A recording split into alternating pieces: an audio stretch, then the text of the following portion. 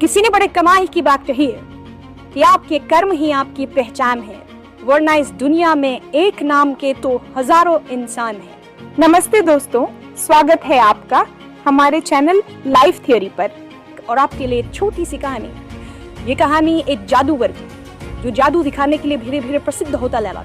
राज दरबार में बात पहुंची, राजा ने उसे जादू दिखाने के लिए बुलाया। जादूगर को लगा कि जिंदगी में सबसे बड़ी कमाई करने का अवसर आ चुका है।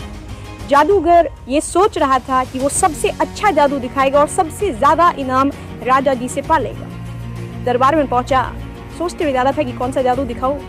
जब वहां पहुंचा तो उसे लगा कि अरे जादू तो दिखा चुका हूं, आज कुछ नया करूंगा। तो जादूगर ने राजा का मुकुट ही गायब कर दिया और जैसे ही मुकुट गायब हुआ, दरबारी हंसने लगे। राजा साहब को ये अपनी तौहीन लगी।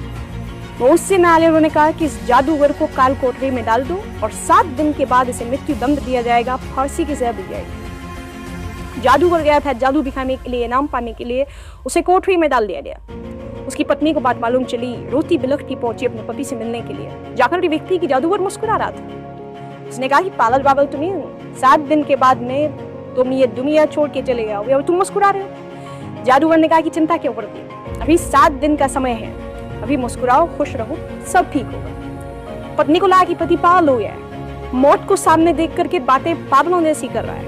वो चुपचाप वहां से चली गई। रोज उससे मिलने की आती, वो रोज कहता कि 6 दिन बचे, 5 दिन बचे, 4 दिन। फाइनली फांसी का दिन आ गया। राजा घोड़े पर सवार होकर के उस जादूगर के पास पहुंचा आखिरी बार मिलने के लिए। और जब उसने देखा जादूगर ने कि राजा घोड़े पर आया, उसके दिमाग में एक आइडिया आया। जैसे ही राजा वहां आया तो जादूगर उदास हो गया, रोने का नाटक करने लगा। राजा ने कहा कि हाँ भाई क्या हुआ, उस दिन तो मुकुट गायब कर रहा था, जादू दिखा रहा था, आज जब तेरे सामने फांसी है तो तुझे रोना आ रहा है। जादूगर ने कहा कि नहीं महाराज, मरने से नहीं डर रहा हूँ, मरना तो सबको है। मुझे इस बात का डर है कि बरसों से एक कला सीख रहा था, अपने घोड़े को उड़ना सिखा रहा था, उसे उड़ाना चाहता था। वो काम बस 1 साल में पूरा होने वाला था। अब मैं वो कला अपने साथ ही लेकर के दुनिया छोड़ जाऊंगा, मुझे इस बात का अफसोस हो रहा है। राजा के मन में आया कि उड़ने वाला घोड़ा ये जादूगर तैयार करना, मान लो घोड़ा मेरे पास आ गया तो बड़ा से बड़ा युद्ध जो है आसानी से जीत जाऊंगा। बड़े से बड़ा युद्ध में बड़े से बड़े राजा को ऐसे ही हरा दूंगा। उड़ने वाला घोड़ा मेरे पास होना चाहिए। इसी लालच में राजा ने उससे कहा जादूगर से कि काम कर रहे हैं, 1 साल का तुम्हें समय देता हूँ, 1 साल के बाद में अगर घोड़ा मुझे दे दिया तो बात ठीक है, लेकिन अगर नहीं दिया तो तुम्हें फांसी की सजा दे दी जाएगी 1 साल के बाद। तब तक के तुम्हें रिहा किया जाता। 1 साल के लिए इसको बरी कर दिया गया। जादूगर सीधा अपने घर पहुंचा हुआ, नाटक ये देखता है, मातम छाया हुआ था, लोग रो रहे थे, रिश्तेदार आए हुए थे, इसकी पत्नी रो रही थी, लेकिन अपने पति को जिंदा देख करके मुस्कुराने लगी, खुश हो गई। सब लोग खुश रहे। अब 1 घंटे के बाद में सब लोग चले गए, घर में पति पत्नी बचे।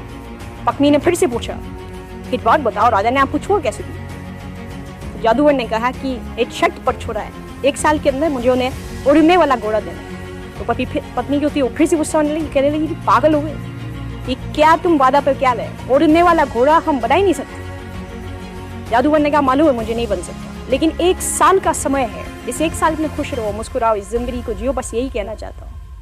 पत्नी ने कहा कि फिर से तुम्हारा ज्ञान चालू हो गया। जादूगर ने बहुत समझाया कि खुश रहो, सब ठीक होगा। और कमाल ये हुआ कि उसे 1 साल के अंदर ही 6 महीने के अंदर राजा की मृत्यु हो गई, 3 महीने के अंदर घोड़ा मर गया।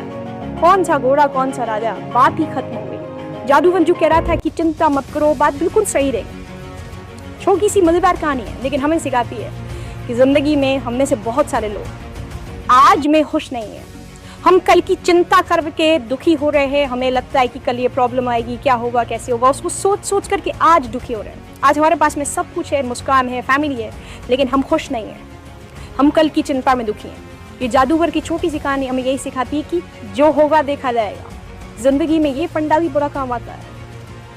मैंने कहीं पर पढ़ा था कि अगर आप किसी समस्या के बारे में 5 मिनट सोचते हो, उसका हल भी निकाल सकते हो, तो आपको उस समस्या की चिंता ही नहीं करनी चाहिए, उसे ऊपर वाले पर छोड़ देना चाहिए। दोस्तों, कैसी लगी आपको हमारी आज की वीडियो, कमेंट करके ज़रूर बताएं। और अगर वीडियो अच्छी लगी हो तो लाइक करें और ऐसी ही वीडियो देखने के लिए चैनल को सब्सक्राइब करना ना भूलें।